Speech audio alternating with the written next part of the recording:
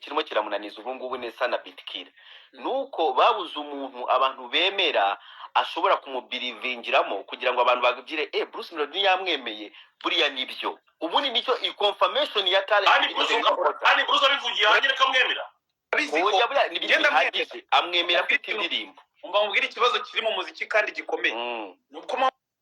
mureba gutya dutwika ibintu bishyushye abantu bakabikunda mukagira ngo ni ibintu umuntu akora gutyo igifuri nicyo kintu cyanyuma gituma umuntu adatera imbere ari mu muziki urabyemera ntabwo ubyemera ujya hayo ukarenza urugero kariyeri yawe igwa mu mazi bihuriyeho ibyo urimo uravuga se bihuriye bari bashaka kugukoresha umuntu nahamuzura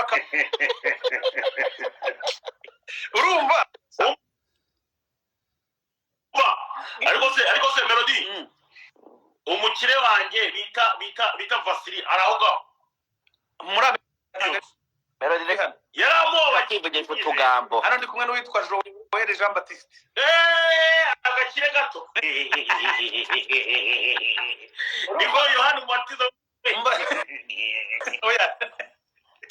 urumva hari abantu bavuze ngo igifuri ni igiki igifuri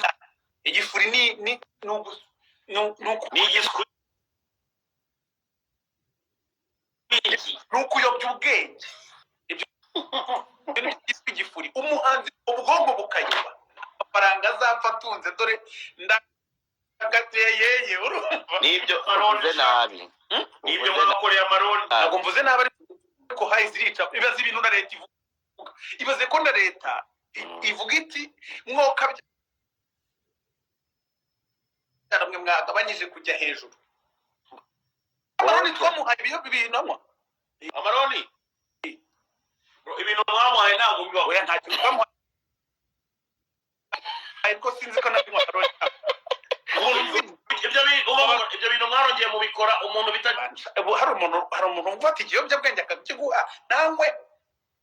none se Jibril ariko urabyemera ko yari umusitari kukurenza sibyo ndabyemera rwose urakoze cyane mumaze kumugira gutya munamugira gutya ninde reka nkubwire ukuntu bimera sibyo umuntu nkangaha nko muri Canada urumogi ruremewe sibyo n'abantu bararunywa responsibly ariko uremera ko ngo atari urumogi rwanya rw'urwigiriwe urumogi rurenze n'urumogi rwo mu Rwanda oya rwigiriwe shage imogi zabo barazitunganya zica mu nganda imogi zo muri Afurika azinywa gakondo abantu muri hano bazi ubwenge mu myumvire ibintu barimo baravuga mu nyumvire abantu bazi ubwenge mu nyumvire ibintu barimo baravuga urumogi ruzira barimo bakubwiriza gakondo zafunguwe n'amabyi y'isumbirigi cyangwa se y'urukwavu no ubundi elema ivamo ijya hayi niyo iri important it doesn't matter niba uri muri Amerika niba uri muri nuza muri Afrika kuko zipima nge nta nibimogi nywa mani ngere ndabikubwira bari kukubwira ngo n'undi muntu mwarangije umuntu bita Gisa koko ninde na hayi ibintu aba bajene rero bacu baragenda bagakubita igifuri cyambara kubaryamisha bakavuga ko ari wowe wakibahaye Jendi pushayi nge umuntu wese igifuri Melody ari arakaboro ni musore kuri wambora ukagandira imbere genda bigusaba ntabwo bigusabye nk'abantu ariko mboro za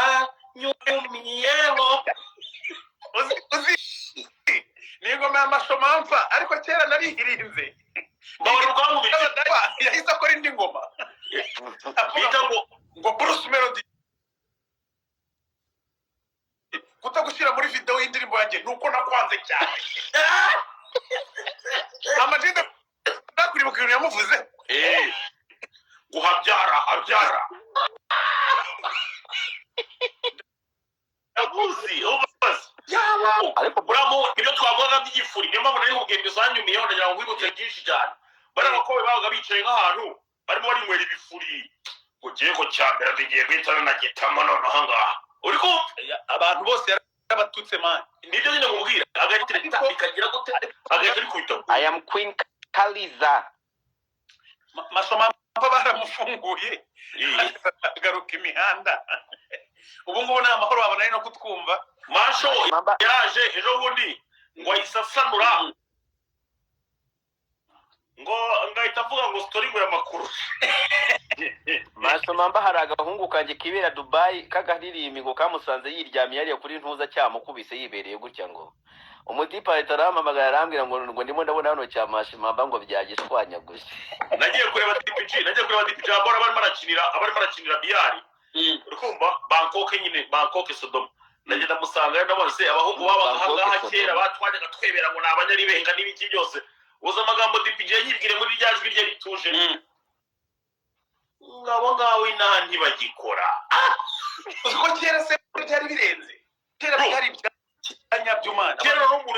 kera umuntu yumvaga ari na 6 nyine ngo gende ubu nabonye Green P ari kuvuga ngo nagajya yumva umuziki wo mu Rwanda ngo kubera ko ngo ari wa fake ngo yumvira imiziki ya kera Melody nawe aratangiye reka uwo muziki avuga tumva ndawukora uratangiye ariko ubu ni nyuma yaho yaje kujya reka nkubwire ngende Green P imiziki yo mu Rwanda nayumva uretse Gatodumba nyuma yaho yaje kujya mu kiganiro versus kuri RBA aravuga ngo ajya mu maklabu ngo ikimutungura cyane nuko bamukubite wa muziki w'umunyarwanda batacyumva umuziki w'umugandi ni ukuvuga ngo aranawumva ku ufunda gaswera ako ntago ntekereza ko biriya bintu bitekerejeho neza urumva ni igifu